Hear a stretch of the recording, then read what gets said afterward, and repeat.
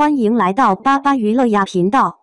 请订阅频道，所以大家不要错过当天最热门的新闻。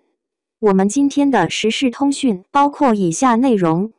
：2024影视榜单，诚意新剧垫底，《肖战藏海传》第4榜首令人意外。咱们那狐妖小红娘月红篇这回可真是火了，不是因为它的好口碑，而是因为他那翻天覆地的改编和突如其来的感情戏，让网友们纷纷表示：月红，你这是要跟原著干一架吗？看来同门师兄弟竹叶篇和王权篇的压力山大啊，观众们的期待值都像坐过山车一样直线下滑，连个提名都没有。可怜的狐妖小红娘系列，现在连个提名席位都抢不到，这叫一个凄惨。不过呢，咱们换个话题，来看看那些稳坐期待值排行榜前10的剧集，那才叫一个精彩纷呈。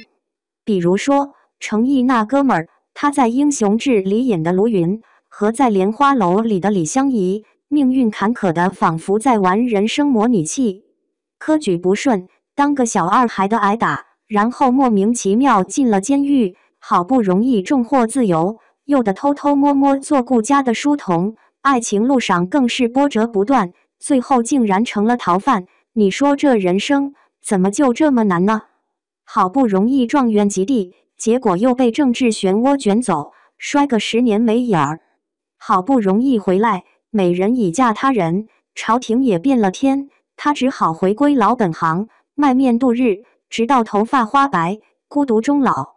粉丝们看到这结局，估计都在心里默默念叨：程毅啊，你终于有个角色能活到老年，不容易啊，不容易！哈哈，这故事讲的是不是有种让人笑中带泪的感觉？人生如戏，全靠演技，看这些角色的起起伏伏，咱们也能乐一乐，不是吗？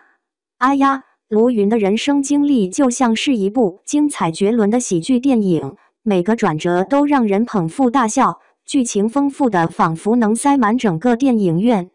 瞧那程毅穿着的不是破衣服，简直是时尚界的乞丐潮流典范，那补丁设计简直是艺术品啊！程毅和李一桐的2次合作虽然火花四溅，但剧情的收尾，就像是2颗相爱的流星瞬间擦肩而过，各自飘向了银河的两端，让人不禁感叹，爱情这事儿真是说不准。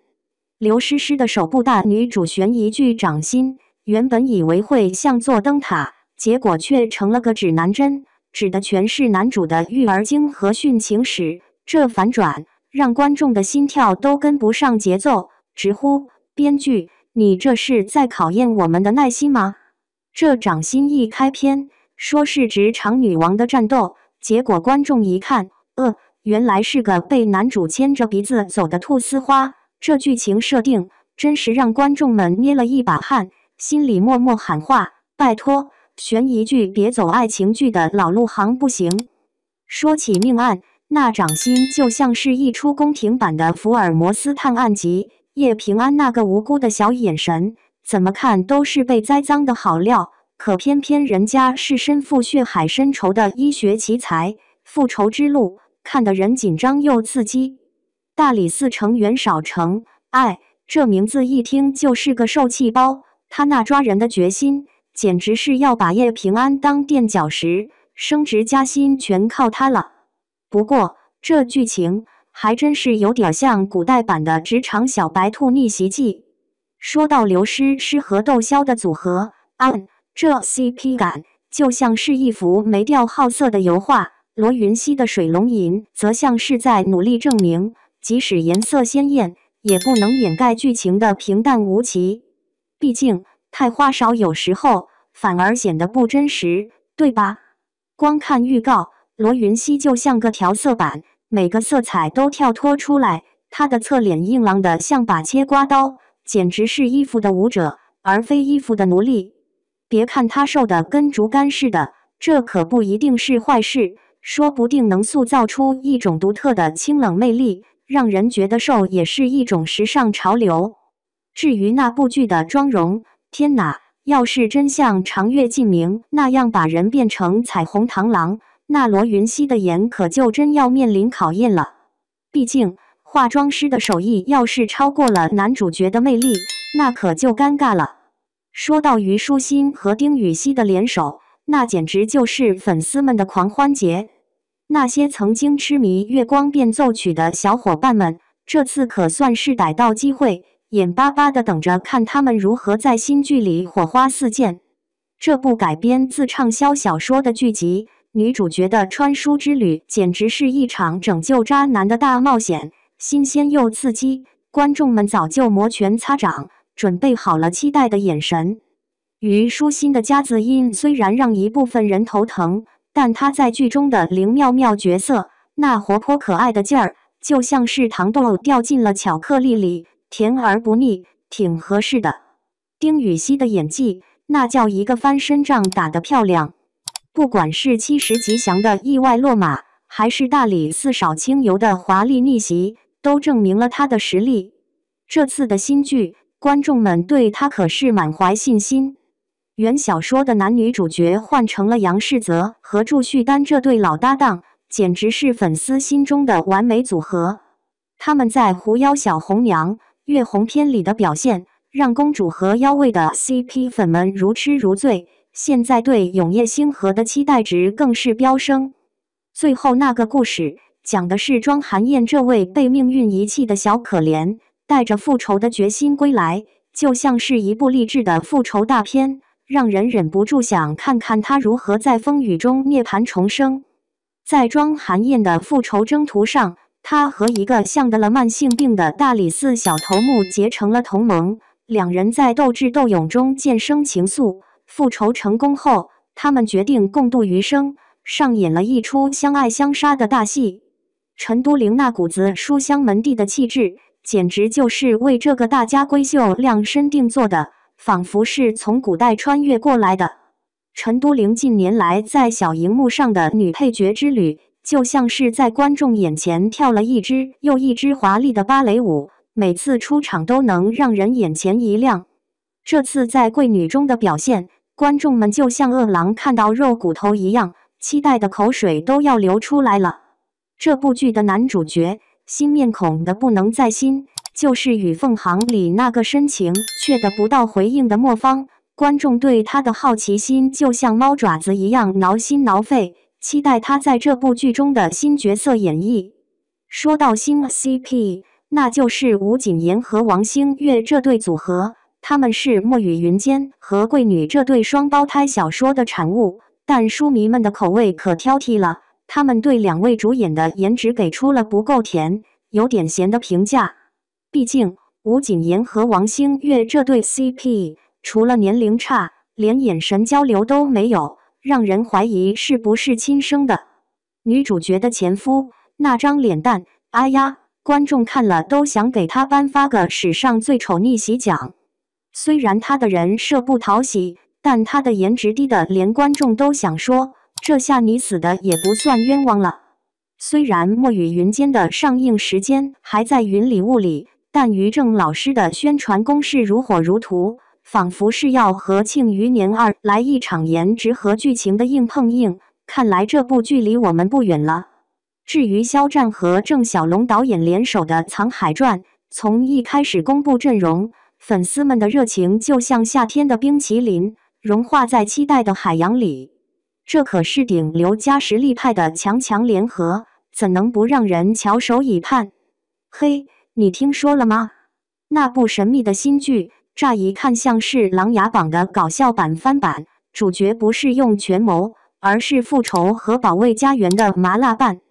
预告片还没出，但肖战同学的海报已经吊足了胃口，仿佛在说，看我如何从草根逆袭成京城大佬，顺便拐个弯儿，成为你的梦中情人。剧情跨度大，从书生富士的青涩模样，到威风凛凛的权臣装扮，这哥们儿的人生就像坐过山车，让人眼花缭乱。尤其是他和女主角的眼神交流，那深情程度，简直是撩妹界的奥斯卡，连我都想偷瞄几眼。刘亦菲这次扮演的角色，不是万人迷黄一梅，简直是爱情界的小能手，让男粉丝集体喊话，终于理解了为什么男人看到她都会心动。她的爱情清单长到可以开超市，林更新、彭冠英这些大牌都的排队等着轮番出场。不过，这种自由奔放的恋爱方式也让黄一梅成了争议焦点。妈妈们觉得她不自爱，旁人又说她是感情界的破坏者，真是可怜的万人迷啊！但她呢，就是那个我行我素的黄一梅，爱情路上绝不妥协。话说回来，最近玫瑰的故事预告频频，看来是要和我们见面了，估计是要火得像冬天的火锅，热气腾腾的。而赵丽颖的《在人间》讲述的可是男主角徐天的多面人生，一个多重人格的治愈之旅，听起来就像是在看心理医生的日记，还自带治愈系特效。总的来说，这两部剧，一个甜如蜜糖，一个深似海洋。准备好你的遥控器，咱们一起追剧去吧。贾小朵坚信，她的存在就像一个隐藏在闹市中的珍宝，需要用独特的方式来验证。然而，命运却偏偏让她成为那个最可能消失的意外。这种自我救赎、自我颠覆，甚至爱上自己的剧情设计，简直是让人拍案叫绝的脑洞大开。短短8集的篇幅，却浓缩了无数惊喜，让观众像饿虎扑食般期待这部精悍之作。然而，预告片里的悬念如同一场未完的谜团，让人既兴奋又担忧，怕它重蹈新生的覆辙，用看似合理的狗血收尾，让人大呼审美受虐。《凡人修仙传》这个名字，直白地告诉你，主角韩立就是个平凡人，但他的仙途之路却充满了坎坷与逆袭。这剧全靠杨洋粉丝的颜值信仰和金晨的整容魅力硬扛，真是颜值即正义的最好例证。预告片里，杨洋仿佛在说：“看这里，看这里，我超帅的。”这种自信，简直是想用颜值秒杀全世界。但剧情简介里的合理算计修炼法，不禁让人怀疑，编剧是不是担心我们误解主角太过于圣洁，所以特意强调了一下他的小聪明。有2位大咖坐镇，本该是信心满满，但想想未来可能出现的口碑危机，不禁让人捏一把汗。不过，剧组选择全实景拍摄，那满屏的山川湖海，简直就是视觉盛宴，让人在担忧之余，也找到了一丝安慰。至少在视觉享受上，我们是不亏的。你瞧，那种全家福突然变成了复仇大礼包的剧情模式，简直就是影视界的黑暗料理，但偏偏就让人欲罢不能，就像吃辣条一样上瘾。在这堆五花八门的电影和电视剧里，要是评选最辣复仇套餐，那我的说，大概有4道菜是重口味的。想象一下，如果生活是一部大餐，那这4道满门血债的菜，就是那让人异常难忘的复仇特工。你说，哪个是你心中的复仇之王？是要来点深沉的教父风格，还是要来点搞笑的破产姐妹里的另类报复？或者是权力的游戏那种谁笑到最后谁知道的悬疑版？